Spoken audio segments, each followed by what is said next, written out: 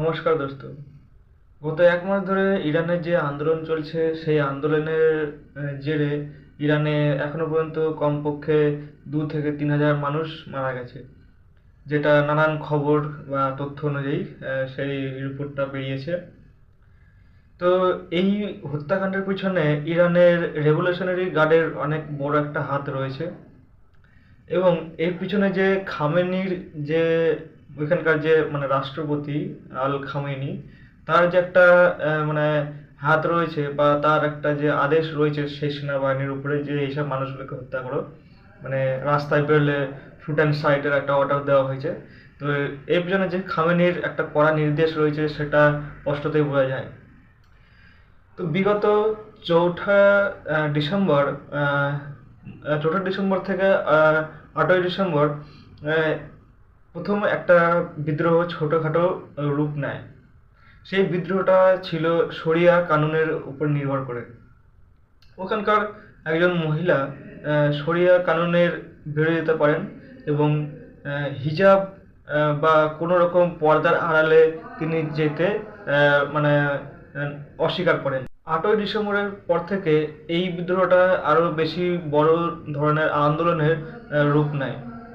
কারণ ওইখানকার যে মুদ্রা আছে রিয়াল, সেটা ডলারের থেকে নিচে নেমে যায়।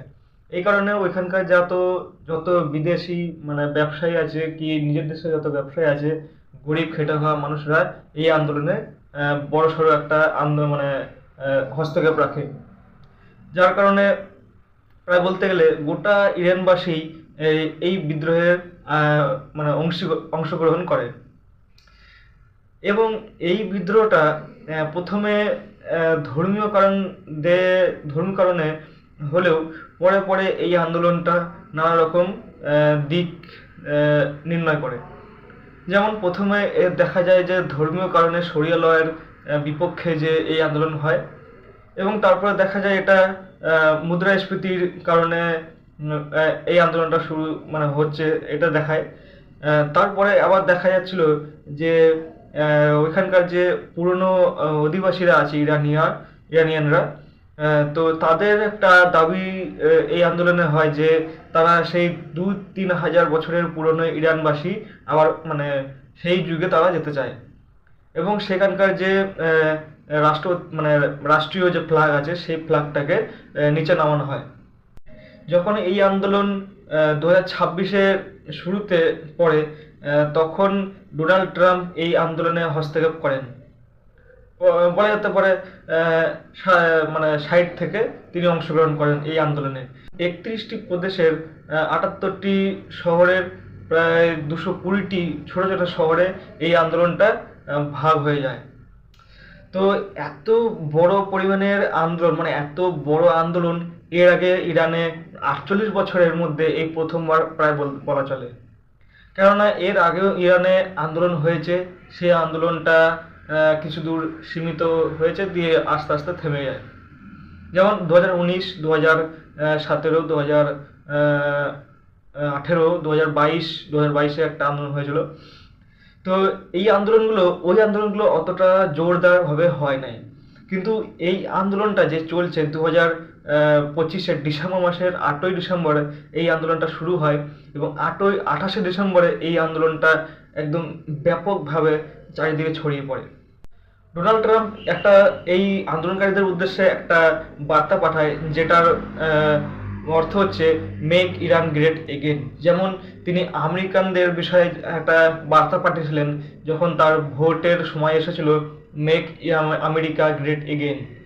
সেই অনুসারে তখন ওইখানকার যত আমেরিকানরা ছিল, তো ডোনাল্ড ট্রাম্পকে সাপোর্ট করেছিল, এবং যত বাইরের যারা ছিল ওইখানে আমেরিকাতে, তাদের সব ডিপোর্ট করা হয়েছিল নানান দেশে। যেমন ইন্ডিয়াতেও প্রায় অনেক 1.5 লাখ মতো লোককে ডিপোর্ট করা হয়েছে, যাদের কাছে ভিসা পাসপোর্ট বা ইলিগাল গ্রিন ভিসা ছিল না। এই আন্দোলনে আমেরিকার যে হাত রয়েছে সেটা বলা চলে যে কিছু একটা স্বার্থের জন্য কি ডোনাল্ড ট্রাম্প এই আন্দোলনকারীদের সাহায্য করছে, এটা একটা প্রশ্ন থেকে যায় অবশ্য। কারণ আমরা দেখলাম কিছুদিন আগে ভেনেজুয়েলার যে রাষ্ট্রপতি নিকোলাস মাদুরো, তাকে প্রায় তার বাসস্থান থেকে কিডন্যাপ করে নিয়ে যাওয়া হয়, যেটা আমেরিকান সৈন্য সেনাবাহিনীর একটা বিশেষ দল ডেল্টা ফোর্স নামে পরিচিত, তারা কিডন্যাপ করে নিয়ে যায়। তো এইখানে তখন একটা আলোচনার বিষয় উঠেছিল যে আমেরিকা কি তাহলে ভেনেজুয়েলার যে অয়েল যে রিজার্ভ আছে সেই তার দিকে নজর কি ডোনাল্ড ট্রাম্পের, এটা একটা তখন কথা উঠেছিল। জানি না এর পিছনে ডোনাল্ড ট্রাম্পের কি হাত রয়েছে। আমার মনে হচ্ছে এখানে জিও পলিটিক্সের একটা খুব বড় একটা ব্যাপার চলছে, কারণ এখানে সেই অ্যাটাকের পর থেকে ডোনাল্ড ট্রাম্প মানে তার পরে পরে একটা সাংবাদিক বৈঠক হয়েছিল। সেই সাংবাদিক বৈঠকে ডোনাল্ড ট্রাম্প 4-5টা দেশের নাম উল্লেখ করেছিল, যেমন ইরান, ইন্ডিয়া, গ্রিনল্যান্ড, নেদারল্যান্ড, তারপরে চায়না, এসব মানে ওদের একটা যে ওদের পিছনে যে একটা কিছু একটা করবে ওদের সঙ্গে, সেই নিয়ে একটা বার্তা দিয়েছিল। যেমন ইন্ডিয়াকে 500% ট্যারিফ লাগু করার একটা সিদ্ধান্ত তিনি নিয়েছিলেন। এমনিতেই আমাদের উপরে 50% ট্যারিফ লাগানো আছে। তিনি পাশাপাশি গ্রিনল্যান্ডকে তার নিজস্ব আয়ত্তে আনার চেষ্টা করছেন। এর সঙ্গে দেখা যেতে পারে যে তাহলে কি তিনি ইরানকে একটা নিজস্ব একটা কিছু মানে আয়ত্তে আনার চেষ্টা, বা ওইখানকার যে ইরানের সরকারি আছে, ইরান সরকার আল খামেনি, তাকে কি গদি থেকে সরানোর জন্য তার কি হাত রয়েছে?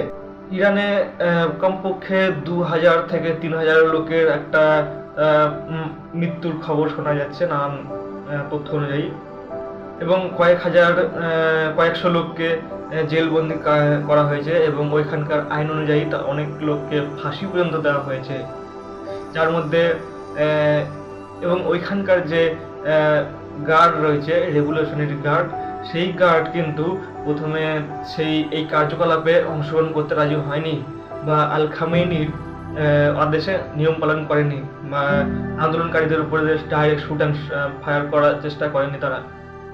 এইখানে প্রায় 20% থেকে 25% রিজার্ভ মানে ওইখানকার যে রেভলিউশনারি গার্ড আছে তারা কিন্তু অংশগ্রহণ করেননি।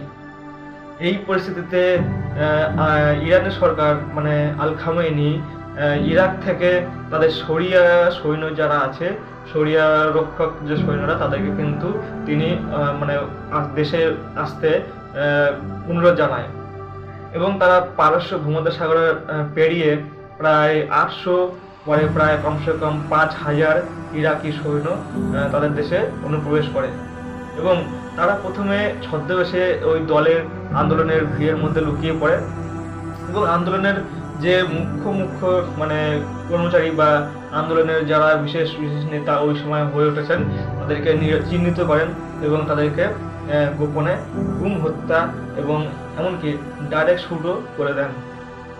তো এই আন্দোলনের পিছনে এখন একটা জিনিসই দেখার, এইখানে আমেরিকার কি রকম মানে হাত রয়েছে। যেমন এখানে বলা চলে যে ইরান কিন্তু ইউরেনিয়াম এবং অয়েলের একটা বড় রিজার্ভ ভান্ডার। প্রকৃতির এই যে অয়েল আর ইউরেনিয়াম কিন্তু এখানে একমাত্র ইরানের সঙ্গে ইন্ডিয়ার যে ভালো একটা সম্পর্ক রয়েছে, তো এটা আমরা বহুদিন আগে থেকে আমরা দেখে আসছি।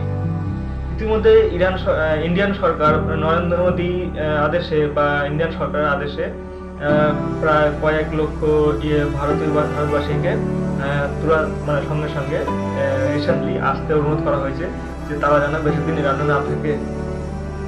এটার ইঙ্গিত কি দেখা যায় যে বড়সড় কি একটা কোনো যুদ্ধ হতে চলেছে, কেননা এমনিতেই প্রায় বলতে গেলে আমাদের ওয়ার্ল্ড ওয়ার 3 প্রায় চলতে শুরু করেছে। কেননা রাশিয়া ইউক্রেন ইতিমধ্যে আমরা যুদ্ধ কয়েক বছর ধরে আমরা দেখে আসছি, এখনো সেটা কন্টিনিউ রয়েছে প্রায় বলতে গেলে। ফিলিস্তিন ইসরায়েল সেই যুদ্ধটা আমরা দেখে আসছি বা এখনো চলছে প্রায় বলতে গেলে। এর ভিতরে আমেরিকার যে হস্তক্ষেপ ডোনাল্ড ট্রাম্পের রাষ্ট্রপতি শাসনে আসার পরে যেসব ঘটনাগুলো হচ্ছে, যেমন ভেনেজুয়েলার উপরে অ্যাটাক মধ্যরাতে রাষ্ট্রপতিকে, যেটা স্বপ্ন তো কেউ ভাবতে পারে না যে রাষ্ট্রপতিকে ডাইরেক্ট দেশের মধ্যে থেকে তার বাসস্থান থেকে তুলে নিয়ে যাবে অ্যাটাক করে। তৃতীয় বিশ্বযুদ্ধ তাহলে কি একটা প্রযুক্তি, যে দেশের অনেক বড় প্রযুক্তি বা সাকসেসফুল প্রযুক্তি, সেই দেশ কি তাহলে এই ওয়ার্ল্ড 3-তে অংশগ্রহণ করে এবং টিকে থাকার একটা বড় সিদ্ধান্ত রয়েছে। কারণ এটা একটা স্পষ্টতই নিজস্ব প্রযুক্তি এবং সেনাবাহিনীর প্রযুক্তি দিয়ে ভেনেজুয়েলার যে জনগণকে তাকে সকাল থেকে কিডন্যাপ করে নিয়ে যায়। তো এখানে দেখা যাচ্ছে যে ইরানেও কি তাহলে এ ধরনের কোনো ব্যাপার চলে আসবে কি, এখানকার যে রাষ্ট্রপতি তিনি কি আন্দোলন দমন করতে হবে, কেননা এই আন্দোলন কিন্তু এখনো চলছে। প্রথমে এই আন্দোলনটা কিন্তু আমি প্রথমেই আগেই বললাম যে প্রথমে এই আন্দোলনটা ধর্মীয় কারণ হিসেবে থাকলেও পরে এই আন্দোলনটা মুদ্রাস্ফীতিও দেখা যায় এবং ওইখানকার যে পুরনো অধিবাসী তাদের যে হস্তক্ষেপ তারা কিন্তু পুরনো অধিবাসী আবার ফিরে চলে আসে একটা বিষয় রয়েছে। কিন্তু এই বিষয়গুলোর মধ্যে একটা জিনিস দেখা যে ইরানের এখন যত আন্দোলনকারী রয়েছে ইউরোপীয়, তারা কিন্তু জেডের মধ্যে অনেক বেশি রয়েছে। তো এই জেনারেশন জেডের যে প্রভাব বিস্তার সেটা পুরো গোটা পৃথিবী আমরা এখন পর্যন্ত দেখে আসছি। বলা চলে যে 2000 সালের পর থেকে যারা জন্মগ্রহণ করেছে তাদেরকে জেনারেশন জেড বলা হয়। তো জেনারেশন জেডের একটা না অনেকগুলো বড় বড় কাজ, যেমন অনেক দেশে যেমন দেখেছি আমরা নেপাল, বাংলাদেশ, মায়ানমার, তারপরে অনেক দেশে দেখেছি আমরা, ভেনেজুয়েলাতেও কিছুদিন আগে হয়েছিল এরকম, ব্রাজিলে হয়েছে।